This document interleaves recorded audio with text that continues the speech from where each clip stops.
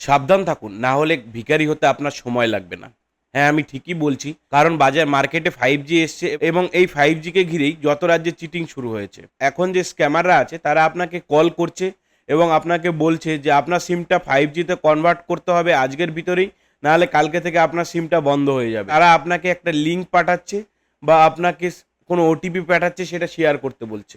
আপনি তাড়াহুড়োতে তাকে সমস্ত ডিটেলস দিয়ে দিচ্ছেন বা লিঙ্কে ক্লিক করছেন এবং যখনই আপনি ওকে ওটিপি শেয়ার করছেন বা লিঙ্কে ক্লিক করছেন, আপনার সমস্ত অ্যাকাউন্টে যত টাকা আছে সমস্তটাই চলে যাচ্ছে। আপনি মিনিটের ভিতর ভিখারিতে পরিণত হচ্ছেন। অতএব এ বিষয়ে আপনি সতর্ক থাকুন। একটা জিনিস মনে রাখবেন, টেলিকম ডিপার্টমেন্ট আপনার সিমটা কখনোই বন্ধ করবে না। আপনার এই বিষয়ে কোনো যদি তথ্যের প্রয়োজন হয়, আপনার যে কোম্পানির সিম আছে সেই কোম্পানির যে রিটেলার শপ আছে সেখানে গিয়ে যোগাযোগ করুন। আর এই ভিডিওটা প্রচুর পরিমাণে শেয়ার করুন, যাতে মানুষের উপকারে আসতে পারে আর কেউ এই স্ক্যামের শিকার না হয়।